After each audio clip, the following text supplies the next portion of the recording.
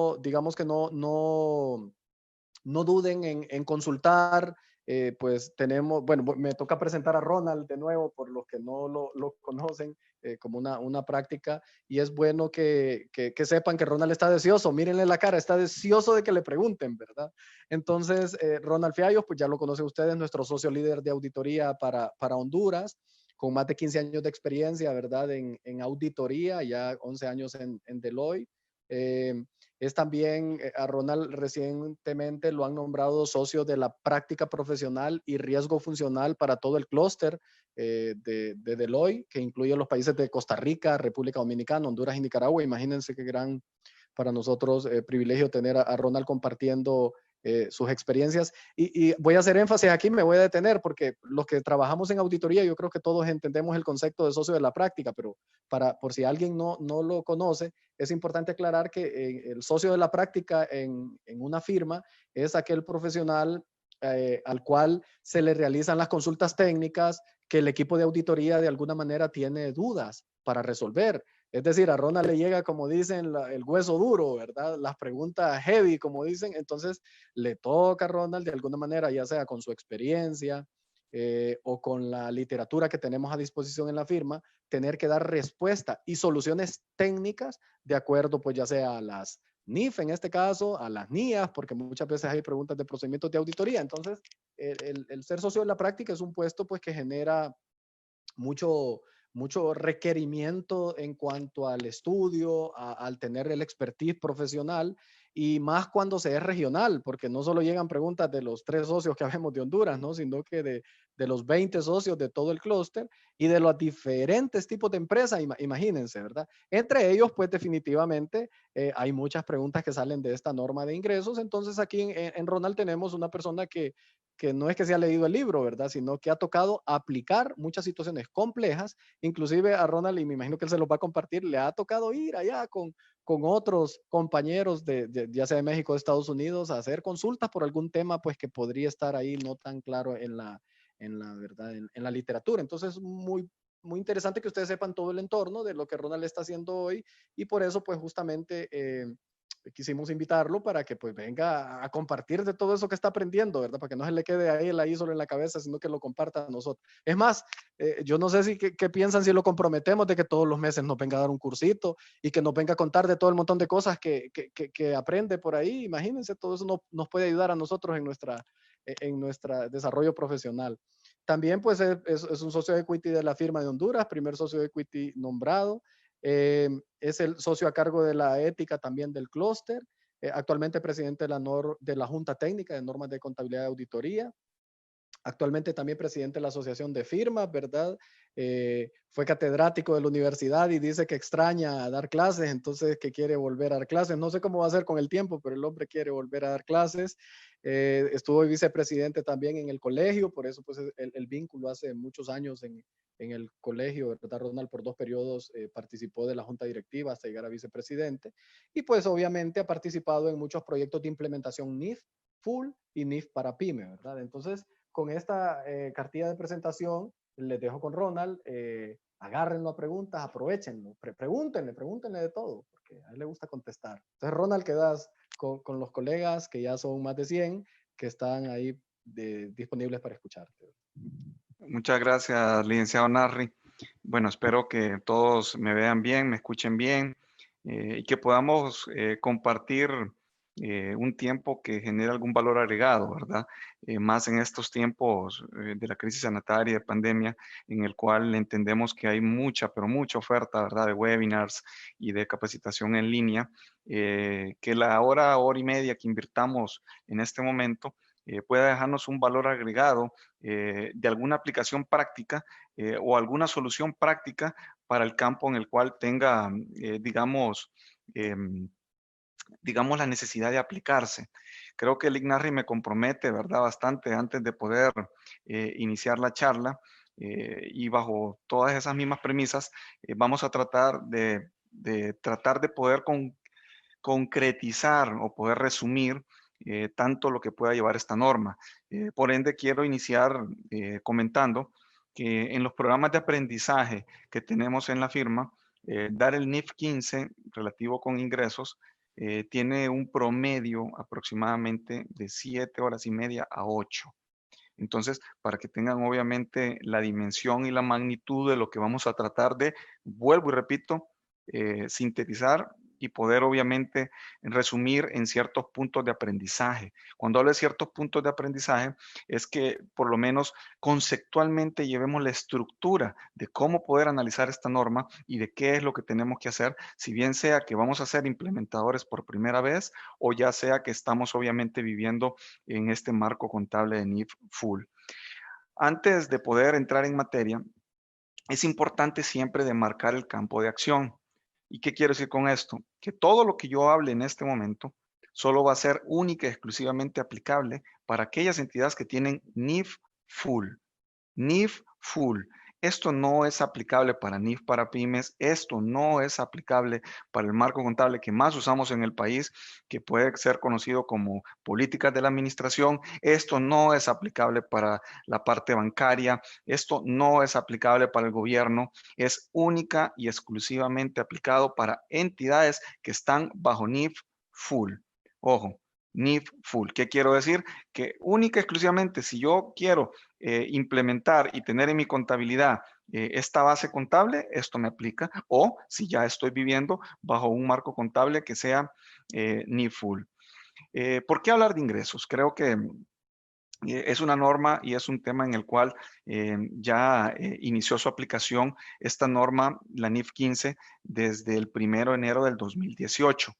¿Qué quiere decir con esto? Que anteriormente existía otra sección o otra norma puntualmente que era conocida como la NIC 18 y existía también, obviamente, una parte que tenía que ver con el tema de la NIC 11 de contratos de construcción, que ambas se eliminaron para poder quedar en una sola norma.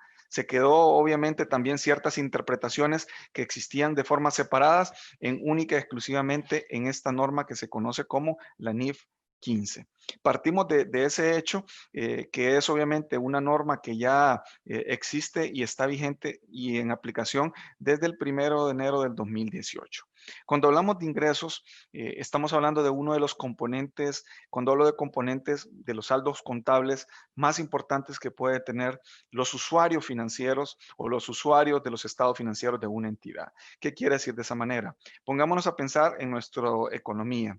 Nuestra economía la podemos partir de forma muy general, tal vez en 3 grandes sectores: el sector público, el sector bancario y obviamente el sector privado. Cuando hablamos del sector bancario, muy probablemente, y hablando de bancos, el componente más importante para los usuarios muy probablemente es su patrimonio, porque sobre el patrimonio es sobre el cual ellos pueden hacer frente a cualquier obligación que puedan tener ante terceros. Por eso la comisión determina un índice de adecuación de capital que tienen que tener un mínimo, que es un ratio que mide obviamente que podamos hacer frente como banqueros a las obligaciones de terceros. Nuestros bancos, su principal obviamente exposición pública es por deuda causada obviamente por depósitos de ahorro, certificados de depósito a plazo, la parte también de cuenta corriente, pero son obviamente por, digamos, deuda pública, no tanto por digamos, por emisión de acciones. Entonces, ¿qué quiere decir eso? Que lo que más va a importar es el capital con el cual le puede hacer frente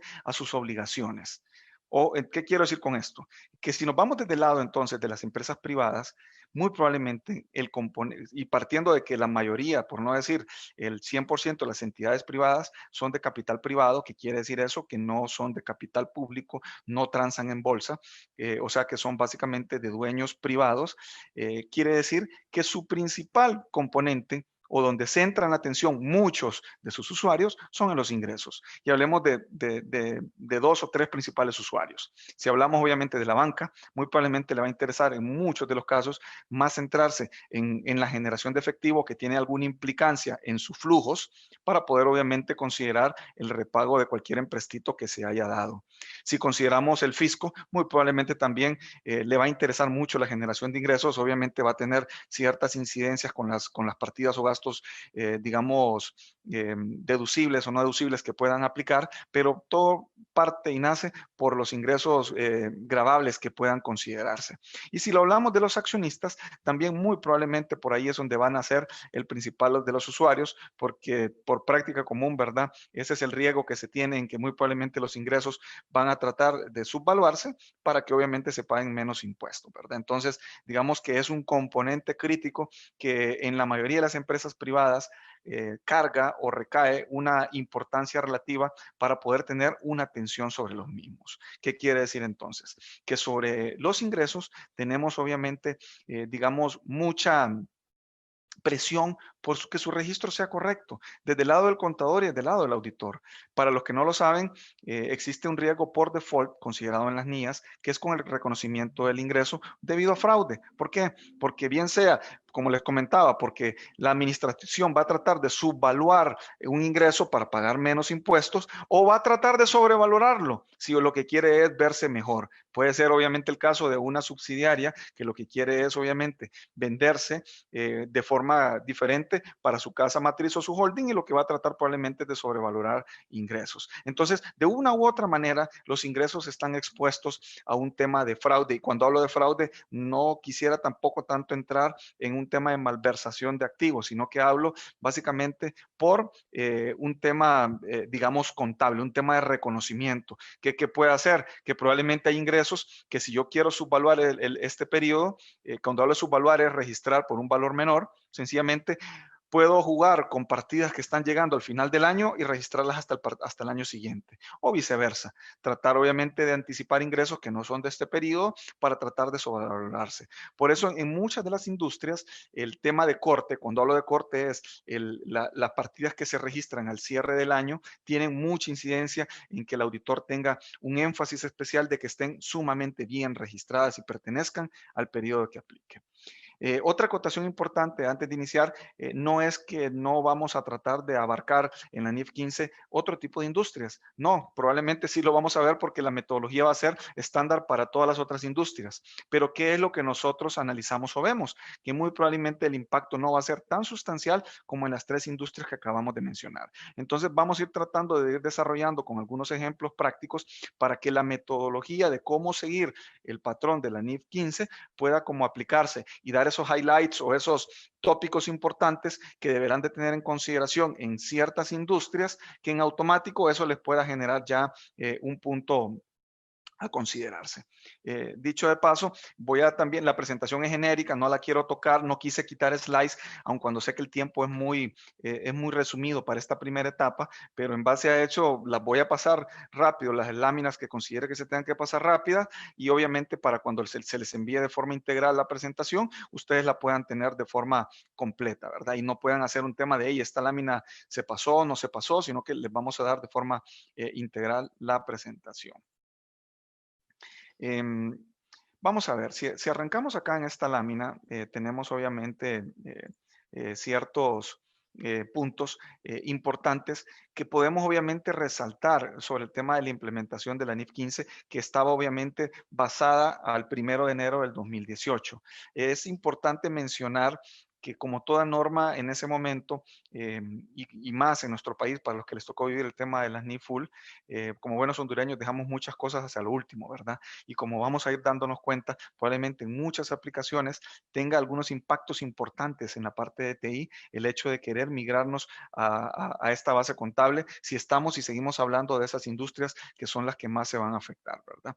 Obviamente, cuando hablamos de estas implicancias, es importante mencionar que todo cambio en una norma contable debe tratar de hacerse de la forma más responsable y con toda la antelación posible para poder medir esos impactos contables y operativos y de control interno que muchas veces tienen nuestras organizaciones. ¿Qué es lo que sucede muchas veces cuando nosotros estamos obviamente implementando normas? Muchas veces no tenemos ni el contexto ni el conocimiento teórico, si no tenemos ni el conocimiento, ni los skills, ni las habilidades para poder, digamos, implementar una norma, menos vamos a tener controles. ¿Qué quiere decir eso? Que el riesgo de registrar erróneamente una partida va a ser sumamente mucho más alto. ¿Por qué? Porque no tengo un control robusto que previamente esté mitigando que lo que esté llevando a la contabilidad esté bien. No tengo obviamente experiencia para poder revisar y poder obviamente contabilizar lo que está correctamente bien, y menos todavía voy a poder identificar posibles desviaciones a los controles para poder, digamos, mitigar un error. Eso nos expone sustancialmente. ¿Qué quiere decir eso? Que debemos de tratar de hacerlo con suficiente tiempo para que podamos obviamente estar implementando previamente todos los controles necesarios para poder presentar correctamente las cifras en los estados financieros. Voy a seguir un poquito con la agenda. Básicamente, como un tópico de aprendizaje, vamos a hablar obviamente del enfoque general de lo que tiene que ver la NIF 15 y obviamente en las áreas específicas que hemos mencionado. Esto también lo voy a seguirlo rápido. Y vamos a hablar, nos vamos a concentrar mucho en las láminas siguientes. Vamos a pasar a poder repasar lo que es el modelo básico de los 5 pasos que tiene que conllevar, digamos, la aplicación o el análisis de un contrato para determinar cómo registrar correctamente los ingresos. Voy a hacer una lectura rápida de cada uno de los 5 pasos. Voy a tratar de poner un ejemplito muy teórico, y de ahí los voy a pasar a otro ejemplito con números para que vayamos tratando de ir poniendo un poquito en contexto cada uno de estos pasos. En primera instancia, el primer punto habla de la identificación de un contrato. ¿Qué quiere decir?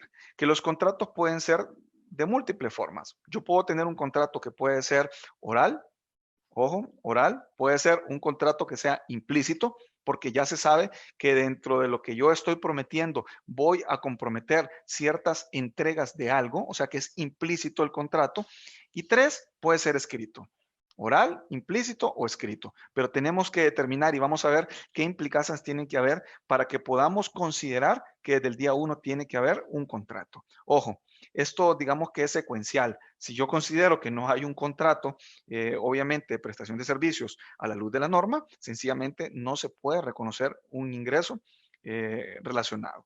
Ojo, si el primer paso dice no hay un contrato, o vamos a ver ciertos tópicos relacionados con el contrato, y cuando hablo del contrato no se lo imaginen el contrato físico, cuando hablamos en el contexto de que puede ser oral, puede ser implícito o puede ser obviamente escrito, si se considera que no existe ninguna de las 3 formas, como lo vamos a poder evaluar, desde ese momento no hay un reconocimiento de un ingreso.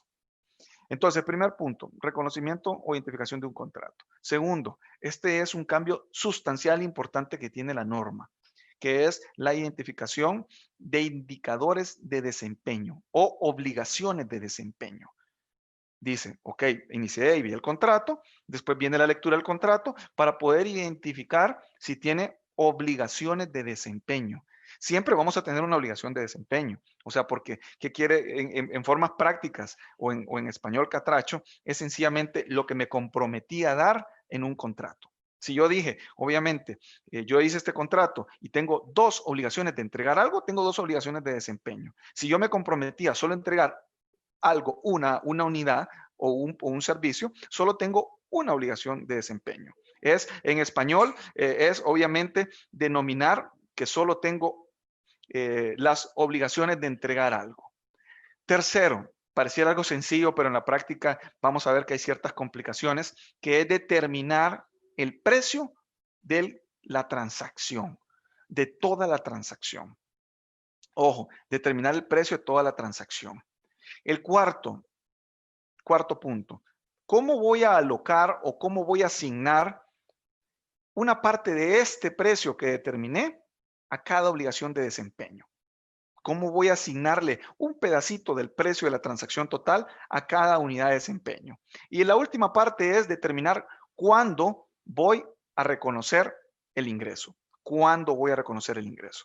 Voy a poner, como decía, un ejemplo muy sencillo. Y es un ejemplo que nos va a llevar de la mano, creo yo, en mucho de lo que vamos a poder llevar de forma didáctica para ejemplificar tal vez una de las partes de las industrias. Lo voy a poner con un tema de telecomunicaciones. Asumamos cualquier distribuidor de telecomunicaciones y hablemoslo de una forma muy sencilla, de servicios de telefonía celular. Supongamos que vamos a cualquier operador y vamos y contratamos un contrato, encontramos el contrato obviamente en este momento es un contrato, digamos, escrito. El contrato se firma, se documenta escrito y digamos que el contrato lo que me dice es en ese momento que ya existe, paso 1 cumplido, existe el contrato. Paso 2 es revisar en el contrato qué es lo que me van a dar. Bueno, cuando reviso el contrato veo que dice que me van a dar un celular y me van a dar también obviamente un tema de datos. Ok, vamos a ver y pongamos, ¿y por cuánto fue el contrato? Hagamos y pongamos números, digamos, hipotéticos. Digamos que el contrato lo hice a un año y me van a dar, no sé, $120. Tengo que pagar $120 por el contrato. Para hacerlo muy lineal, $10 por mes, lo que tenga que pagar por el contrato. Ojo, yo el precio total ya lo determino acá y me voy a anticipar. El precio total es, digamos, en este momento, 120 de la transacción. Ok, vamos de esa mano. ¿Qué sucede acá? Que aquí ya identifiqué en un contrato que solo tengo un solo valor de pago, que son 120, pero yo tengo que me van a dar 2 obligaciones de desempeño. ¿Cuáles son las 2 obligaciones de desempeño? Uno es que se comprometieron a darme un celular y 2 es que se comprometieron a darme un servicio. Ojo, voy y vuelvo a repetir y probablemente esto lo repita muchas veces y por el tiempo que tenemos es en lo que más me voy a enfocar para que los 5 pasos queden claros. 1, identifiqué el contrato, sí, ya tengo el contrato firmado. 2, revisé el contrato, ¿qué es lo que me van a dar? Sí, me van a dar un teléfono, me van a dar también el tema de los datos. Perfecto. Vamos a ver y determinar la transacción del precio. Ya vi y me dice que obviamente tengo que pagar $120 mensuales, perdón, anuales. $120, 10 mensuales. ¿Qué dice acá? Asigne el precio a cada obligación por desempeño. Hoy, ok, vamos a ver, yo soy obviamente la entidad que estoy obviamente vendiendo el servicio o dando el servicio. ¿Qué sucede entonces? El cliente me va a dar $120, pero yo le estoy dando un aparato celular y le estoy dando también la telefonía. Pero ¿cómo le asigno el precio a cada uno? Porque le estoy dando un precio que debe de costar el teléfono y otro precio tiene que costar también, obviamente, los datos. Pero yo solo tengo una factura que me dice $10 mensuales. Entonces, ¿cómo hago la asignación para poder hacerla correctamente? Bueno, ahí tenemos 3 enfoques y 3 metodologías que seguir. Voy a explicar una muy sencilla y después vamos a, en láminas adelante, ver un poquito más las otras 2. Una es, digamos, el approach de mercado. Approach de mercado. ¿Qué quiere decir con un approach de mercado? Un approach de mercado lo que me está diciendo es que yo debería de ver e identificar por el celular a cuánto es lo que se está vendiendo en el mercado. ¿Qué quiere decir? ¿Y a dónde voy a ir? ¿Y a dónde voy a hacer? Es una investigación que requiere de juicio profesional para no sobre ni subvaluar, digamos, un indicador de desempeño. ¿Qué quiere decir con esto? Que el valor que yo pueda alocar al tema del ingreso que vaya a separar del contrato de servicios tiene que venir relacionado con un approach de mercado. O sea, que el valor que yo le voy a asignar por la venta del teléfono tiene que venir obviamente determinado por un approach de mercado. ¿Qué es lo que sucede también? Voy a tener que hacer después un approach para poder ver cuánto es por un teléfono similar, cuánto es lo que se cobra en el mercado por los datos. Voy a ponerlo de forma teórica. Yo sé que yo le doy, obviamente, internamente el celular y voy a ponerle digamos, un valor hipotético. Voy a poner que el celular en el mercado costaría, digamos, $50. Ojo, con esos $50 en el enfoque de mercado, yo estaría haciendo el reconocimiento del ingreso del aparato. Y obviamente, con el ingreso del approach de mercado, para el plan de pagos, voy a tener que ver cuánto es lo que se paga mensualmente por otros operadores en similares circunstancias para poder determinar también cuánto es lo que tiene. Ojo, ¿cómo calza eso? ¿Qué pasaría si más de los 120 me da obviamente que digamos cueste 50 el teléfono y el plan en otra compañía de telefonía no son $10, sino que son 15 y me dé más de los 120? Ya vamos a ver más adelante cómo tengo que hacer esas distribuciones para poder alocar en cada uno de los precios. A donde los quiero llevar es, nosotros tenemos que poder ponerle un precio a cada una de las obligaciones de desempeño que estamos identificando. Y ojo con esto, que tiene que ser obviamente determinado con un enfoque de mercado. En las láminas siguientes voy a tratar de ejemplificar esta parte para que no quede, digamos, ninguna duda teórica. ¿Qué pasa con el siguiente punto? Digamos que asumamos que ya hicimos el enfoque de mercado y dijimos que el teléfono, para hacerlo muy lineal, eran $50 y dijimos que el plan eran 15. Ok, ¿cuándo lo reconozco? Uno, tengo que reconocerlo obviamente a lo largo del tiempo, porque es un servicio. O sea, ¿qué quiere decir? Que el tema de la telefonía, de los datos, como ya lo identifiqué de forma separada, voy a irlo llevando a medida voy entregando el servicio. Y el tema del celular lo voy a reconocer en el día 1 cuando lo entrego, cuando se lo dan, y obviamente hay toda la transferencia de riesgos y beneficios. ¿Qué sucede entonces? Imaginémonos, en el approach de la NIF 15, yo tuve que haber identifiqué el contrato, separé de lo que va en el contrato, que me van a dar un teléfono celular y que me van a dar los datos, identifiqué el precio total porque ese está en el contrato, de ahí separé individualmente lo que aplicaba por cada obligación de desempeño y de ahí determiné cuándo reconocerlo. ¿Cuál pudiera ser un error grave contablemente? Y ojo, no olvidémonos de la parte fiscal porque esto no tiene nada que ver con la parte fiscal, esto es totalmente financiero. ¿Cuál podría ser el error? Que como yo tengo únicamente, digamos, el registro del ingreso con el tema de la facturación, que lo haga obviamente de acuerdo a cuando me está llegando el cobro mensual de los $10. Entonces yo estaría registrando únicamente $10 y probablemente esté subvaluando el ingreso, producto de que tenía que haber hecho un reconocimiento más alto de acuerdo al enfoque de mercado. Entonces, con estos 5 pasos, digamos que de forma inicial, lo que quiero marcar es para tecnología inmediatamente, y eso que solo acabamos de hablar de 2 obligaciones de desempeño y pueden haber más en un contrato, porque se pueden comprometer a dar muchas más otras cosas, pueden obviamente existir, digamos, algunas complicaciones contables. ¿Qué quiere decir esto? Telecomunicaciones, inmediatamente tenemos que identificar que tenemos un problema porque esto nos va a aplicar y va a ser sustancial el cambio de lo que actualmente hemos venido haciendo si no estamos en NIF. Vamos a poner este ejemplito. Ya con un ejemplo, digamos, quisiera ponerlo, digamos, en un contexto, digamos, de tecnología, pero vamos a revisar y tratar de adaptar. Primero, partamos desde el hecho en el cual tenemos la identificación del contrato en el paso 1. Identificamos que el contrato tiene un valor de 110 cantidades de unitarias o monetarias. El contrato tiene 110 unidades monetarias. Vamos a pasar a poder ver en la parte 2, es identificar las obligaciones de desempeño. Entonces vamos a hacer la lectura del contrato y vamos a ver que identificamos que primero me van a dar un equipo. Supongamos que puede ser una computadora o algo de hardware que me van a poder dar. Después me dice que me van a dar también una capacitación. Entonces, dentro del equipo que me van a dar una capacitación para poderlo usar. Me van a dar también soporte dentro del contrato de servicios. Y también me van a dar una garantía extendida. Me están diciendo que dentro del contrato me van a dar 4, pero dentro del contrato yo solo tengo que pagar 110 unidades monetarias. ¿Ok? Entonces, ya vimos que tenemos una identificación del precio. El precio ya sabemos que es 110, pero ¿cómo voy a hacer obviamente las separaciones?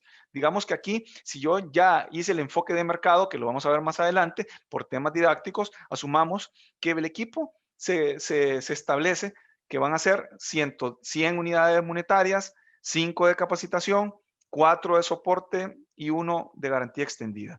Esto me suma, si lo sumo, me suman los mismos 110. Obviamente aquí tuve que haber aplicado el approach de mercado, que como vuelvo a repetir, lo vamos a ver más adelante. ¿Qué pasa? Ahora la pregunta mágica que era, ¿cuándo lo voy a reconocer? La entrega del equipo va inmediato, en un momento en el tiempo. Lo otro, proporcional al tema de la capacitación, va a ser a lo largo del tiempo, porque va a ser a medida en el cual yo voy entregando el servicio. Esas 5 unidades hay que ver y revisar el contrato cómo van a ser. No sé si la capacitación va a ser, digamos, parcializada, va a ser por horas, va a ser por días, va a ser por una sola vez. O sea, hay que analizar qué dice el contrato para poder determinar cómo voy a prorratear o cómo voy a diferir el registro de ese ingreso. Igual para lo mismo, si voy a proporcionar un tema de soporte, cada cuánta va a ser, si va a ser por visitas o cómo va a ser la mecánica en la cual yo voy a poder reconocer el registro del ingreso de lo que le estoy vendiendo.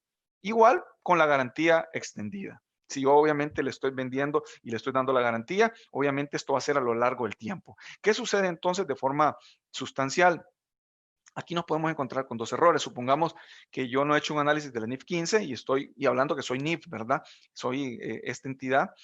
Yo puedo tener un contrato con un cliente de 110 y ¿qué es lo que pude haber hecho? No pude haber ni prorrateado absolutamente nada de esto y con la entrega del equipo pude haber metido de un solo el ingreso a los 110. ¿Cuál habrá sido el error? Que hice una sobrevaloración del ingreso. ¿Por qué?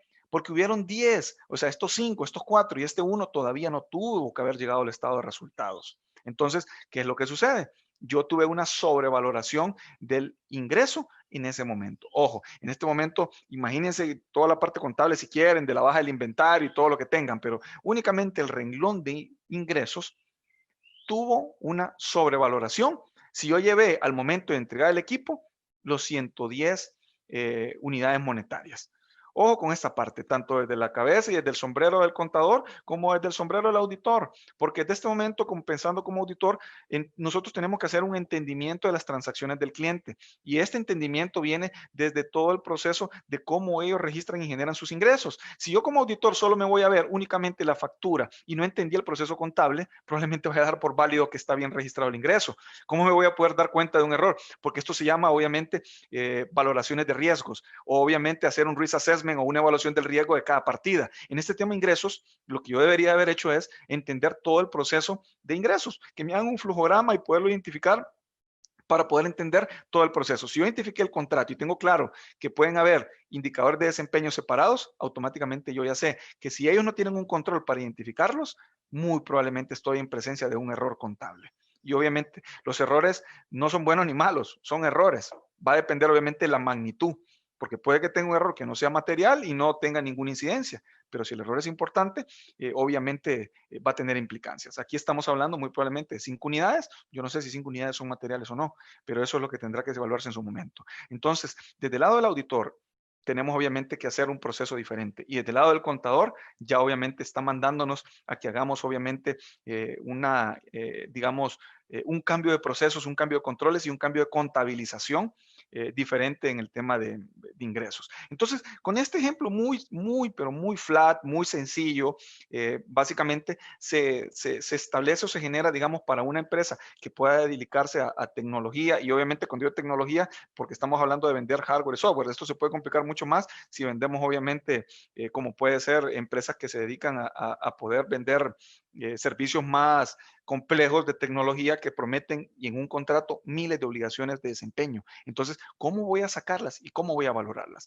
Si se fijan, hasta este momento, digamos que tenemos a mi gusto, digamos, 2 o 3 temas muy críticos. Cuando aplica, ojo, si estamos en telecomunicaciones, ya vimos que probablemente voy a tener un reto sustancial con las obligaciones de desempeño, porque no solo va a ser una obligación. Si estoy en telecomunicaciones, muy probablemente me voy a dar cuenta de que únicamente no va a ser el riesgo el tema de la parte de las obligaciones de desempeño, sino que también va a ser el precio que se le va a asignar. ¿Por qué? Porque muchas veces los contratos vienen con precios cerrados, así como está acá, que probablemente solo venía y me decían que el contrato era de 110. ¿Cómo le pongo o qué metodología pongo o aplico para poder ponerle precio a cada una de estas transacciones? Ahí hay definitivamente, digamos, un riesgo importante. Y el tercero, ¿cuándo lo voy a reconocer? ¿Por qué? Porque se tiene que seguir ciertas directrices para poder determinar si lo voy a reconocer en un momento dado en el tiempo, o sea, ya, o lo voy a reconocer a lo largo que vaya dándose el servicio. Y eso también vamos a aclarar un poco cuál es la mecánica para determinar cada uno de esos. Entonces, digamos que esas son como, digamos, esos highlights o esos tópicos que tenemos que tener en consideración cuando estamos haciendo estas evaluaciones. Vamos a pasar a hablar un poquito del contrato. Cuando hablo del contrato, yo me quiero focalizar, digamos que ahí hay ciertos requisitos, me voy a focalizar en uno. Voy a focalizar en el hecho en el cual un contrato tiene que ser cobrable desde el día 1. Cobrable desde el día 1. Si yo sé que el contrato va a ser, obviamente, o se lo voy a dar a una empresa que está en bancarrota desde el día 1, o que mi análisis de riesgo es que no me va a pagar, yo no puedo reconocer el ingreso. Ojo con eso. ¿Qué dice de ahí? Desde ese momento yo como auditor o como contador tengo que identificar riesgos. O sea, ¿por qué? Yo tengo que evaluar un control. Cuando yo esté evaluando el contrato, aparte de ver que sea escrito, oral, implícito, tengo que ver que sea cobrable. Es un principio básico. Para que yo pueda reconocer ese ingreso, yo tengo que evaluar que al que se lo voy a dar no tengo ningún indicio de que no me lo va a pagar. Si yo se lo doy a una empresa que ya está en quiebra, por poner un ejemplo, que hagamos un caso hipotético que no va a pasar porque muy probablemente no le vamos a dar ese préstamo o esa venta o servicio, Si yo considero del día 1 que eso no va a ser cobrable, sencillamente no se puede reconocer el contrato. 2, que las dos partes puedan unilateralmente cortar la relación. Si yo tengo un contrato y cualquiera de los dos la puede cortar sencillamente sin una pena ni gloria, sencillamente no hay reconocimiento de ingresos. ¿Por qué? Porque me voy a engañar yo solo. ¿Qué quiero decirle con eso, señores? Yo contrato y hago un contrato para construir una casa. Pero el contrato me dice que cuando la persona a la cual le voy a construir la casa unilateralmente puede cortar el contrato y no me va a rescindir absolutamente nada, no hay contrato. O sea, lo voy a hacer con un riesgo exageradamente alto, pero no puedo reconocer ningún ingreso. Voy a reconocer el ingreso hasta cuando le entregue la casa y me pagó, pero no puedo reconocer un ingreso a medida va avanzando la obra, que ese es un cambio importante en la NIC 11, que con lo anteriormente se tenía, que una de las metodologías más importantes es el tema de avance de obra. No, señores, si nosotros desde el día de 1 identificamos un contrato que unilateralmente pueden obviamente cortar el contrato y no pagarme digamos, mi inversión hasta ese momento, más en los márgenes de ganancia que yo tengo en operaciones similares, sencillamente no se reconoce el ingreso. Ojo con eso, con la parte del día 1, con la parte de construcción, que ese es un tema importante. Si yo soy un desarrollador de proyectos, si yo soy una constructora, y yo desde el día 1 analizo el contrato, pero unilateralmente mi contrapartida puede cancelar la operación y decir, ya no quiero más casa, señor, entonces no le voy a pagar nada, sencillamente no se reconoce el ingreso. Ojo, y me puse un caso extremo, pues pongámonos a pensar, ¿qué puede ser? Si a mí me contratan para poder desarrollarle, digamos, una casa en el terreno de la persona específica, muy probablemente estoy en una condición totalmente diferente. Porque obviamente vamos a ver que hay condicionales en el cual, aun cuando el contrato diga eso, sencillamente ese bien solo le va a servir para él. Entonces, ahí sí me va a poder obviamente dar y reconocer ese ingreso a medida va pasando el tiempo. Otro caso muy puntual puede ser, supongamos que yo no tengo un contrato para un cliente, sino que yo estoy desarrollando una lotificación. Yo no puedo registrar ningún ingreso hasta que no tenga obviamente la venta realizada. O sea, sencillamente yo voy a construir, yo voy a realizar las casas, voy a tener las listas, pero no voy a reconocer ningún ingreso hasta que obviamente no tenga el comprador la venta. Entonces no puedo ir a medida que voy construyendo reconociendo un ingreso en esas circunstancias. Puntualizo con el contrato. Dos temitas acá. Como hablamos de highlights y de temas importantes, cuando analizamos el contrato, tenemos que ver que sea recuperable y que la otra parte no me la puedo rescindir sin ninguna penalidad. Y que la penalidad, ojo, la penalidad tiene que ser suficiente para que me pague mi inversión a la fecha más un margen de ganancia, que es el que usualmente tengo en contratos similares. Si no es así, no se reconoce el ingreso. Desde el día 1, ¿verdad? Desde ahí ya tengo algunos tópicos que tengo que tener controles, porque esto se trata de esto, señores. Cuando yo tengo analizo una nueva norma, como el proceso contable me cambia, yo sé que en este momento yo tengo que tener un control. Alguien tiene que estar revisando los contratos y alguien tiene que estar identificando estos issues. Porque si no hay un contrato, como auditor, alguien no tiene esta evaluación, mi riesgo es incremental. ¿Por qué? Porque sencillamente pueden haber contratos o ingresos que no deberían de estar registrados desde el día 1, porque no son recuperables o porque sencillamente no tengo derecho a cobrarlos en el momento en el cual pueda pasar algo. Entonces, es importante ese chip, ¿verdad?, hacia los controles. En el tema de las obligaciones de desempeño, aquí lo voy a hacer un poco rápido. Dice que tiene que, para que considerar una obligación de desempeño, y recordemos otra vez que una obligación de desempeño es básicamente lo que promete el contrato que yo voy a dar, es lo que yo voy a entregar en el contrato. ¿Cuándo considero que tengo una obligación de desempeño? Cuando es capaz de ser distinto y es distinto en el contrato. Le puse el ejemplo. ¿El celular es capaz de ser distinto? Sí, es capaz de ser distinto. ¿Está en el contrato identificado de forma distinta? Sí, tengo una obligación por desempeño.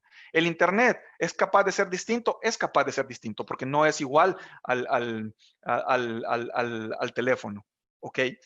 ¿Y en el contrato cómo está? Sí está. Ojo, si obviamente yo tuviera una entrega de un solo producto, que es diferente, pongamos que yo voy a dar plástico y lo que estoy vendiendo es, digamos, una panita, por ponerlo muy sencillo, ahí no tengo mayor obligación de desempeño. Llega, se lleva el producto y no hay obligación de desempeño. Por eso evaluamos en la entidad, digamos, de retail o los distribuidores o la parte, digamos, que no tienen procesos, o aunque tengan procesos de producción, digamos que el impacto a este nivel no es mucho, porque sencillamente lo que está dando muy probablemente es una entrega de un bien cerrado. El contrato es, yo me llevo esta unidad y esta unidad es lo único que entrego. No estoy entregando nada adicional. Entonces ahí no hay mayor impacto. Pero en tecnología y en comunicaciones, perdón, en telecomunicaciones y en tecnología sí hay impactos. Porque la esencia del rubro me hace que no solo doy algo, no solo doy una, digamos, no solo entrego una obligación de desempeño, sino que entrego muchas obligaciones de desempeño. Entonces, desde ese momento ya tengo que activar controles para cuando se lean los contratos y se identifiquen, ya sepamos y podamos identificar cuántas variables o cuántas obligaciones de desempeño existen. Vamos a ver el siguiente. Esta lámina es importante. Como digo, determinar el precio del contrato. ¿Y eso por qué va a ser complicado? Y bueno, solo hago un break acá, es difícil solo hablar solo, ¿verdad? Pero creo que bajo las circunstancias que estamos en Zoom y el tema de no poder tampoco hacerlo más práctico es un poco complicado, pero esperaría que con la repetición quede claro lo que estamos hablando y si no, pues igual vamos a tener una sección de preguntas para poder tratar de abarcar todo lo que tengamos. Entonces, si nos fijamos, y como digo, conceptualmente, llevamos en este momento evacuados 2 de los 5 pasos. Identificación del contrato, dijimos 2 highlights que tenemos que tener en consideración. Es obviamente que sea recuperable y 2, que también sea, que no, perdón, que la contrapartida no me pueda botar del contrato o de la prestación del servicio unilateralmente. Obligación de desempeño, me voy a hacer 2 preguntas. ¿Puede ser distinto? Y es distinto en el contrato. Si es así, si yo entrego cuando analizo el contrato más de una cosa, tengo obviamente varias obligaciones de desempeño. Ya dijimos que industrias son las más golpeadas en ese caso. El precio. ¿Qué es el precio? Para hacerlo muy sutil y llano, ¿verdad? Obviamente es el precio que pagamos a la contraprestación de un bien o servicio. Puede existir consideraciones, como dice la lámina, consideraciones obviamente consideraciones fijas, que no está supeditado a ninguna parte, a ningún lado, a ningún evento. Sencillamente, la consideración fija es el valor pactado en el contrato. No hay ninguna consideración variable. Hoy, ok, pero si hay consideraciones fijas, tiene que decir que hay consideraciones variables. ¿Cuáles pueden ser? Descuentos, devoluciones, premios que puedan obviamente afectar el precio del contrato. ¿Cómo así? O sea, si es una consideración fija es lo más usual. Pero ¿qué pasa si yo estoy en un contrato de construcción y me dicen que si yo construyo el aeropuerto de Palmerola y me dan un año para que lo construya y si yo lo construyo dentro del año, me van a pagar un 10% adicional del contrato? Ah, ¿qué es lo que hacemos usualmente? Reconozco el 10% hasta cuando me lo pagan. No, señor. Bajo NIF, esa consideración tiene que estar desde el día 1. Yo tengo que evaluar en consideraciones y eventos similares cuánta es la probabilidad de que yo voy a lograr optar a llegar a ganarme ese premio. Yo ya tengo que tener un histórico para poder tener, obviamente, esa consideración. Si no tengo un histórico que me avale y me sustente eso, no lo voy a poder registrar. Pero si yo tengo un histórico de poder tener, digamos, para tamaños de proyectos similares y ejecuciones de proyectos similares que me digan que tengo la infraestructura, el tiempo, el personal, yo puedo decir que puedo tener una probabilidad de poder llegar de un 95%. Perfecto, 95% por el valor que me iban a dar, reconozco esa parte del ingreso. Entonces, ¿qué quiere decir? Que ya desde el día 1 hay consideraciones diferentes que no se están haciendo en este momento bajo los principios actuales. Descuentos y devoluciones, eso lo tenemos, ¿verdad? Obviamente eso va a depender de industrias. Hay industrias que son muchas más afectadas. Por ejemplo, si nosotros, por ejemplo, las personas que se dedican a vender libros y lo hacen en consignación, probablemente se dedican, desarrollan libros, los ponen en librerías, pero obviamente si no los venden y sale una nueva edición, esos libros se los devuelven y no se obviamente, no se gana el ingreso. ¿Qué quiere decir eso? Que se tiene que generar alguna provisión por devolución de acuerdo a la expectativa que se tiene. Entonces, todas esas consideraciones son variables porque no es tan seguro que voy a ganar, obviamente, la contraprestación fija. Y se tienen que considerar desde el día 1 en el reconocimiento del ingreso. Excluye el riesgo crediticio. ¿Qué quiere decir que excluye el riesgo crediticio? Quiere decir que sencillamente para determinar el precio, yo no voy a evaluar si me van a pagar o no. Sencillamente lo hago desde el paso 1, recuerden. En el paso 1 es, si yo considero que no me va a pagar, no reconozco el ingreso. Pero si ya, obviamente, ya eso no tiene ninguna incidencia en el precio. O sea, si el precio que estoy dándote son 100 y yo creo que no me vas a pagar, no es que le voy a bajar el valor. Sencillamente el precio es 100 y no tiene ninguna incidencia en el precio el riesgo crediticio.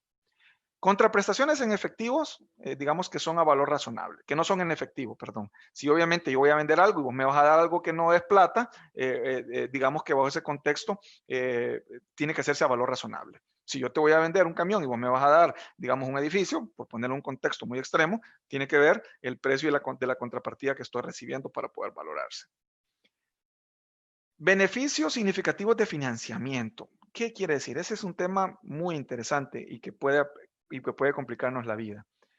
Si se lo voy a poner de ejemplos prácticos. Cuando yo considero que de forma práctica tiene un financiamiento implícito una venta, cuando pasa del periodo normal de una transacción. Y muchas veces, por ejemplo, práctico es un año.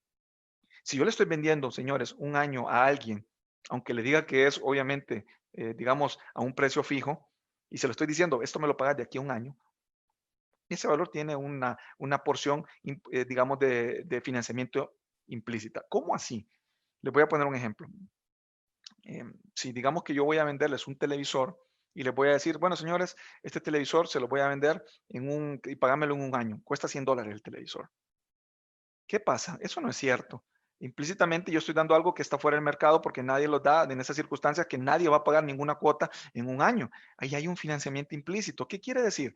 Que los $100, voy a poner un ejemplo, digamos, muy lineal, muy probablemente 90 es lo que cuesta el televisor y 10 son intereses. ¿Qué quiere decir de esa manera? Que desde el día 1 yo tuve que haber traído a valor presente en 12 meses a una tasa de interés, digamos, similar en el mercado para un financiamiento de la compra digamos, de un bien similar, traído a valor presente esos $100. Los $100 los traigo a valor presente con 12 meses, digamos a una tasa de un 8%, y me dice que el valor presente son 90.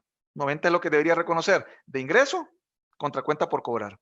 La cuenta por cobrar, lo que voy a empezar a generarle es intereses de 10% hasta que al final del año llegue a ser 10. Al final del año, ¿cuánto me va a quedar? Me va a quedar que reconocí un ingreso por 90 por la venta del activo y 10 por la venta, perdón, por los intereses. Entonces, ¿cuál es el tópico que quiero que levanten acá? Si yo estoy dando un préstamo, perdón, estoy dando una venta o un servicio que está fuera de condiciones de mercado en tiempo, o sea, un año sin cobrar algo, señores, ese valor tiene un interés implícito y hay que hacerle un descuento. Cuando hablo de descuento es traerlo a valor presente. ¿Qué quiere decir eso? Que el error contable sería que yo registre únicamente un ingreso de $100, digamos, cuenta por cobrar de 100 contra ingreso de 100 y obviamente las partidas aplicables del inventario. Pero el error sería no considerar que hay obviamente una parte que es interés dentro de esa venta. Entonces, ¿cuál es otro control que tengo que hacer? Verificar obviamente que mis contratos no tengan nada que me pase a un año. Y digo un año por ponerlo como un expediente práctico que es una referencia, digamos, muy usual. Y bueno, la otra consideración es pagadas del cliente, creo que esa entramos en detalle. Aquí entramos un poco a lo que les hablaba del enfoque de mercado. Cuando hablamos del enfoque de mercado, tenemos obviamente, digamos, tres approach, que son los que más. Voy a hacer algo, voy a adelantarme porque creo que esta parte, como ya estamos obviamente también llegando al filo, para explicarlo con esta lámina. Voy a tratar de explicárselos con esto mejor, esa parte, para que vean cómo es el enfoque de mercado. Lámina 22, para cuando se acuerden, cuando estamos hablando en la parte estamos en el paso 4, cómo ponerle precio a las obligaciones de desempeño. Voy a ponerles este ejemplo de telecomunicaciones. Vamos a ver. Dice que la compañía celebra un contrato con un cliente para proporcionar un teléfono por un precio de $400. ¿Cuánto cuesta el teléfono? $400. Y un servicio inalámbrico de 24 meses a $10 por mes. Ojo. Tengo dos obligaciones de desempeño en el contrato. Dice que va el teléfono por 400 y dice que van 24 meses a $10 por mes. Dos. El cliente puede obtener el teléfono o servicios inalámbricos de cualquier otra empresa de telecomunicaciones. El precio del inalámbrico es igual a su precio de venta independiente. El precio de servicio inalámbrico es igual al precio de venta independiente. ¿Qué quiere decir eso? Que estos 24 meses, estos $10, así lo vende todo mundo. Vamos a ver acá. La compañía identifica dos obligaciones de desempeño, una el teléfono y otra los servicios inalámbricos. Dice que los teléfonos se venden en el mercado a 575. Ojo, yo identifico que yo tengo un teléfono que tiene un precio de 400. y yo tengo obviamente un teléfono de $10. ¿Qué sería lo usual? Que yo registre 400 en la venta y registre 10. Perdón, y registre mensualmente el ingreso de los $10. Eso no se debería hacer de esa manera, sino cómo se debería de hacer. Miren en esta parte. Voy aquí a poner este tema. Teléfono. Ay, perdón, voy a regresar. Teléfono. Me dice que el teléfono en el mercado tiene un valor de 575. Ojo. Y me dice que el precio, estamos con un enfoque de mercado, y me dice que el valor en el mercado también del Internet es de 240. Si yo sumo cuánto es que me costaría ir al mercado a poder obtener el teléfono y el servicio inalámbrico, me costaría 815. Ok, ¿cuánto es el valor total de mi contrato? Son 640. ¿De dónde salen los 640? De lo que yo vendo a 400 el teléfono y vendo a 2 años $10 mensuales. Entonces son 400 más 10 por 24 me da 240. 400 por 240 me da los 640. Este es el valor que no puedo registrar más que eso, porque eso es lo que le voy a cobrar al cliente, 640. Pero ¿cómo le voy a aplicar el precio? Pues se lo voy a aplicar de la siguiente manera, por regla de 3. Tengo los 640, ¿cómo lo saco? 575 entre 85 por 640. Esto me dice que el teléfono debería tener un valor de ingreso de 452. ¿Cuánto debería ser la telefonía celular? 240 entre 815 por 640. Esto me da 188.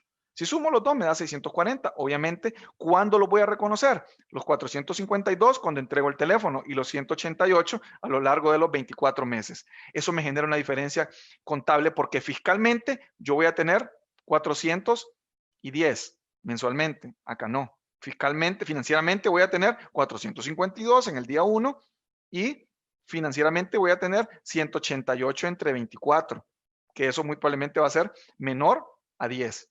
¿Qué pasa entonces? Ahí es donde juega el impuesto sobre la renta diferido. ¿Por qué? Porque muy probablemente con el ingreso me va a ir quedando una diferencia temporal, una cuenta por cobrar muy diferente y menor a la cuenta por cobrar fiscal. Entonces, eso me va a generar un impuesto sobre la renta diferido. Financieramente, esto es lo que se debe hacer, señores. Este es el approach de mercado. Hay dos approaches. Otro es el approach residual. ¿Qué quiere decir con el approach residual? Yo tengo, digamos que tengo 3 obligaciones de desempeño, 3. Pero en el mercado no logro encontrar el precio independiente de uno. Entonces, el approach residual es sacarlo por diferencia. O sea, tengo 2 que los encontré en el mercado, otro no lo encontré y se va por diferencia. Y tengo un tercero, que es también el de margen, que si yo puedo internamente también determinar cuánto es el margen de ganancia por cada uno de los productos, puedo aplicarlo de forma similar. ¿Cuál es el más utilizado en la práctica en telecomunicación? Es obviamente el de el enfoque del approach de mercado.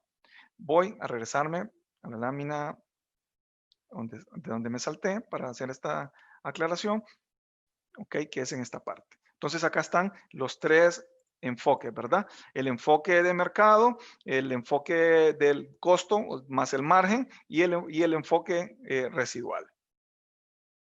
Y vamos casi concluyendo con la última parte, no menos importante, que esta es la que más, digamos, creo yo que tiene incidencia en la industria de construcción, porque es cuando se debe reconocer el tema del ingreso. Dice, recuerden que vamos y hago este repaso rápidamente.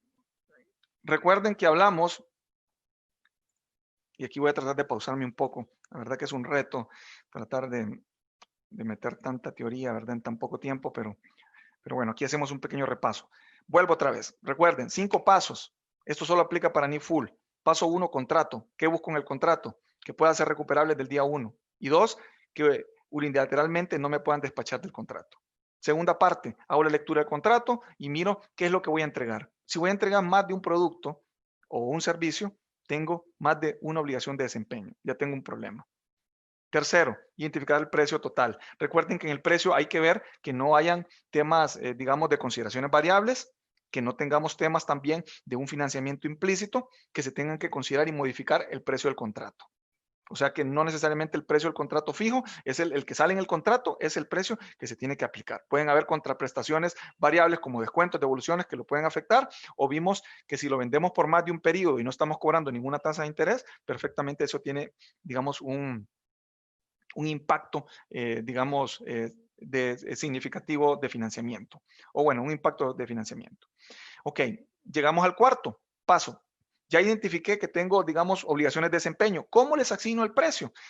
Enfoque de mercado. Ya vimos que ir a buscar precios en el mercado y aplicar regla de 3, por ponerlo en un contexto muy sencillo. Voy, busco, digamos, los precios independientes en el mercado y ahí por regla de 3 los aloco, los asigno digamos, a la unidad de desempeño que aplique. Y quinto, ¿cuándo reconozco el ingreso? Hay 3 preguntas que se deben de hacer sí o sí cuando yo estoy reconociendo un ingreso, para determinar cuándo se debe de reconocer. Solo tengo 2 opciones para reconocerlo. En el día 1, o sea, en el momento en el cual se está dando, o a lo largo del periodo. ¿Y qué debe de ser? Si cualquiera de estas 3 que está en esta lámina se cumple, el ingreso se reconoce a lo largo del tiempo. Si ninguna de las 3 se cumple, se reconoce de un solo. Vuelvo otra vez. Si cualquiera, por eso no hay un y acá, solo o. O sea, es cualquiera de esas 3, automáticamente tengo que reconocer el ingreso a lo largo del tiempo. Si ninguna de las 3 aplica, se reconoce de un solo. Vamos a ver, dice, el rendimiento crea o mejora un activo controlado por el cliente. Palabra clave, controlado por el cliente. ¿Qué quiere decir eso? Que si a mí me están dando para construirle una casa y el terreno es obviamente de la persona, en automático yo tengo que registrar el ingreso a lo largo del tiempo. Si a mí me están contratando para construir, obviamente, vuelvo con el aeropuerto, y el terreno es obviamente de esta persona o de la empresa que lo va a construir o del gobierno, eso se reconoce a lo largo del tiempo. Si yo estoy construyendo algo o estoy creando algo que el cliente es el que tiene el control, él es el que obviamente determina. ¿Cómo así también? Y pongámonos a pensar, yo les dije el tema de los lotes. Supongamos que yo soy una notificadora y estoy haciendo una colonia, pero yo estoy haciendo un paquete de un pequeño condominio, voy a hacer 5 condominios. Yo tengo los 5 paquetes y no tengo ningún dueño, pero dentro de los 5 paquetes, digamos que encontré un cliente.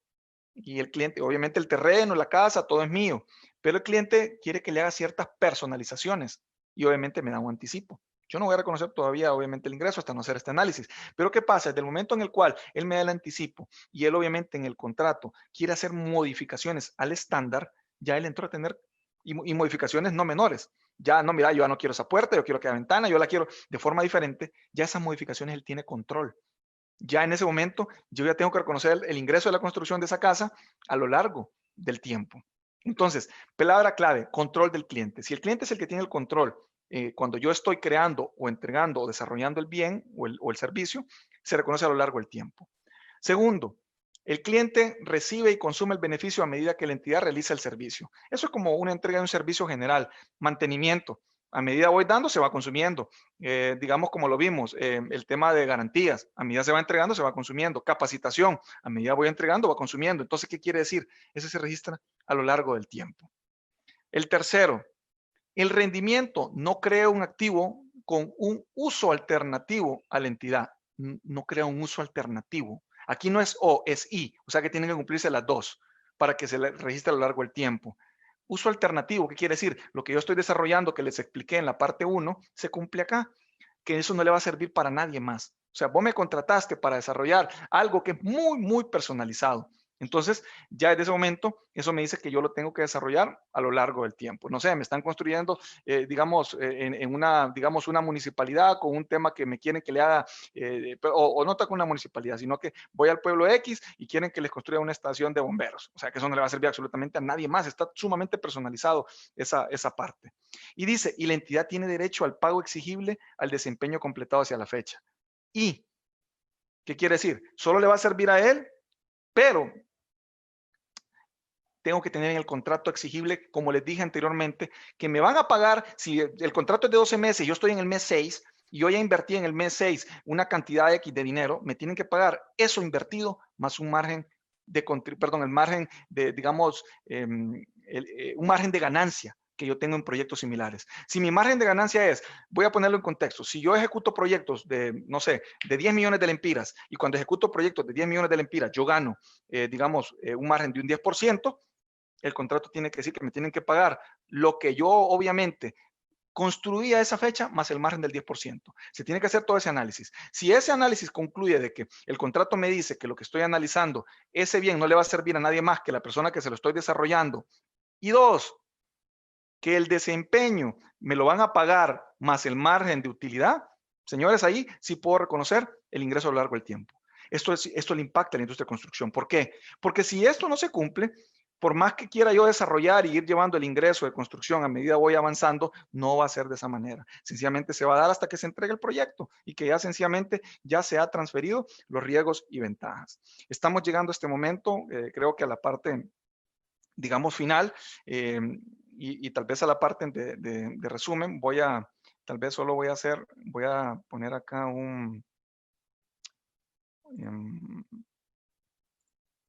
voy a tratar, perdón, voy a pausar la reproducción.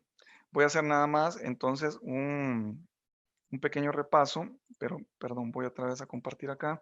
Me voy a ir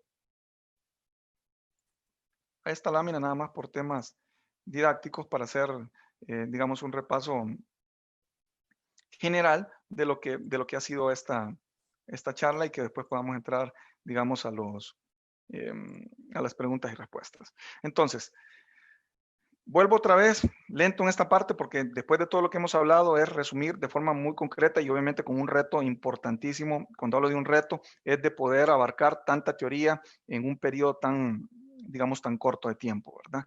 Y como bien dice, el que mucho abarca, poco aprieta. Entonces, me interesa que de forma didáctica tengamos conceptualmente en qué industrias esto nos impacta más. Dos, la metodología genérica, que nos llevemos la preocupación si me toca estar en NIFUL y obviamente soy una de estas entidades que tenga que obviamente preocuparme. Si no soy una entidad que estoy en NIFUL, por lo menos seguir este tema de la aplicación de la norma. La norma tiene muchas más cositas de detalle, pero obviamente el objetivo de esta hora es dejar por lo menos esta semilla de lo que implica obviamente el reconocimiento del ingreso para estas industrias fundamentalmente. Vuelvo con el paso 1 y vuelvo y dije que la repetición y la repetición. Identificar el contrato. Ya dijimos que cuando identificamos el contrato vamos a ver que sea recuperable y que no me puedan votar unilateralmente.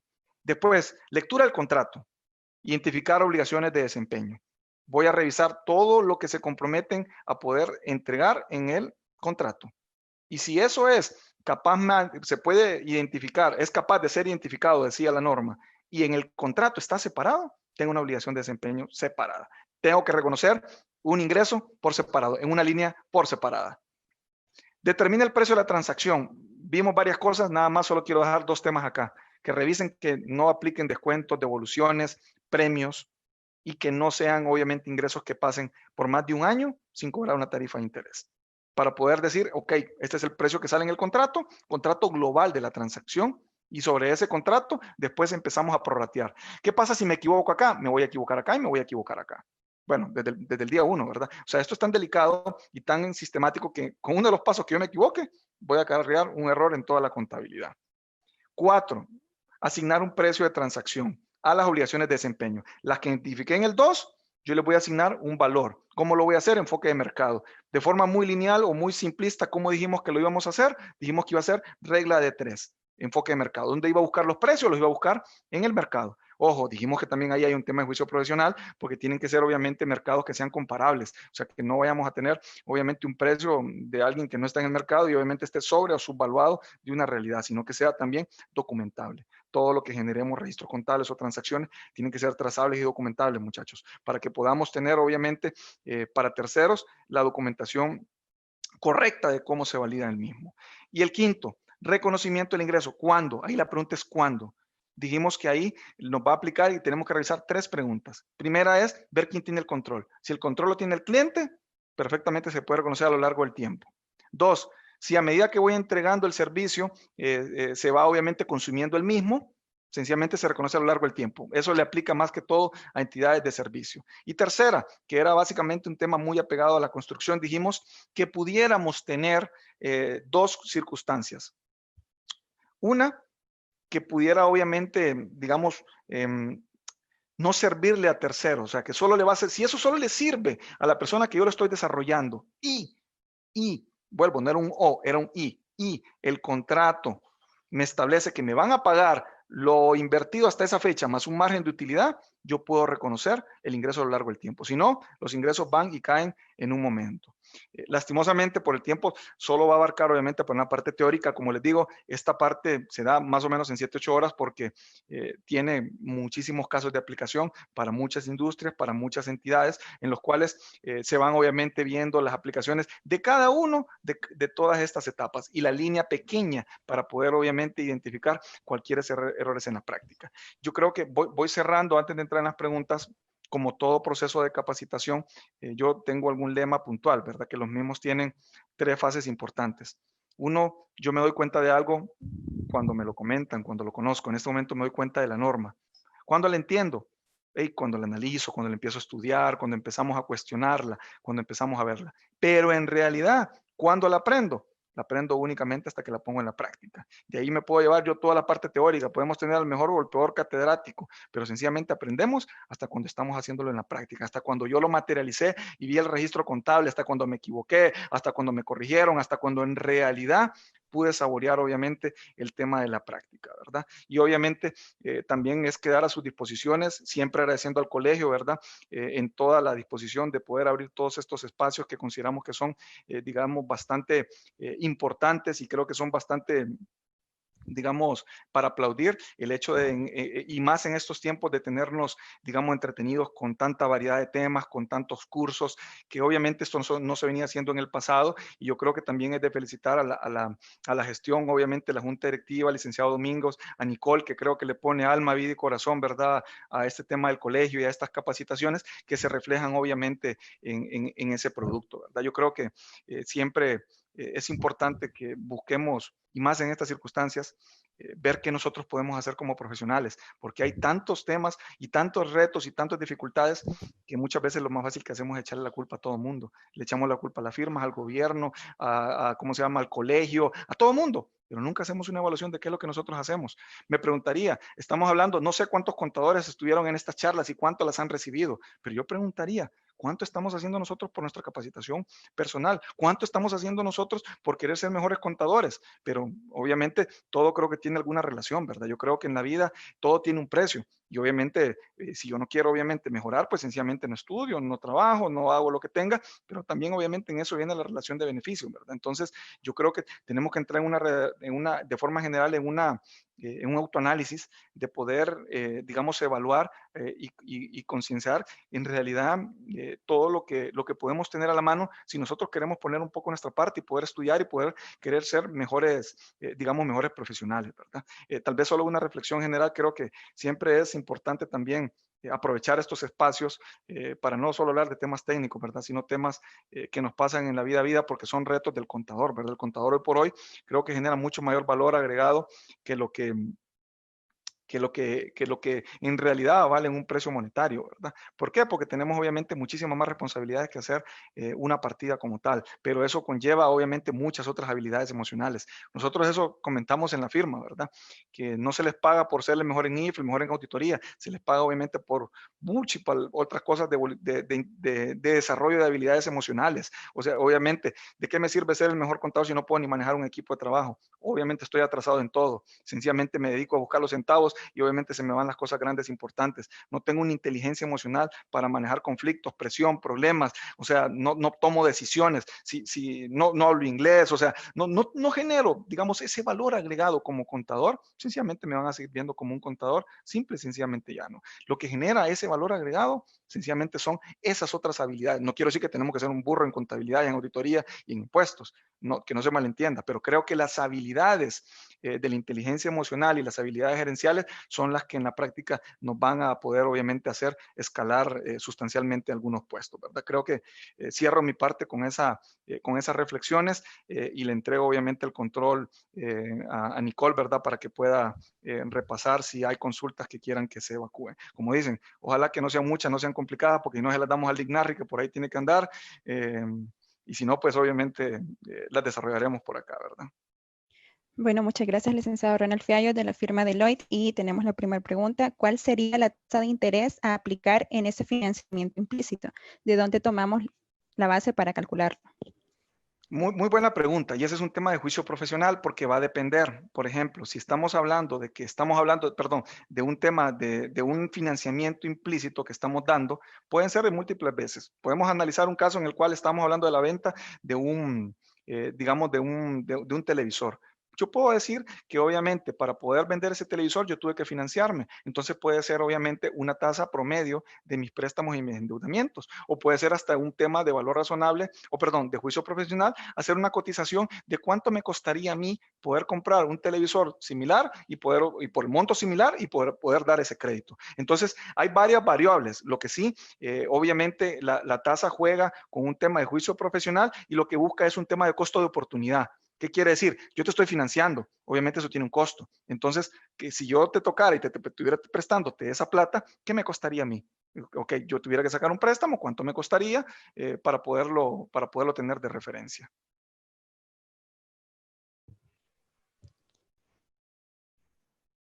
Ok, segunda pregunta, ¿cuál es el contrato oral e implícito? En la práctica se documentan por contratos escritos. Favor explicar esos contratos. Ok, vamos a ver, lo digo de forma general, si yo voy a una ferretería, probablemente no firmo un contrato. Voy, vengo y el contrato está ahí. Obviamente, ¿qué va a pasar si usted el contrato y obviamente lo que yo compré no me lo dieron o no era correcto? Ah, bueno, en la facturita va a decir esto. Pero hay muchas ventas en las cuales no se dan de esa manera. Yo voy a Burger King y no firmo ningún contrato, ¿verdad? Y obviamente en el tema implícito, muchas veces son por temas que tal vez están obviamente comprometidas.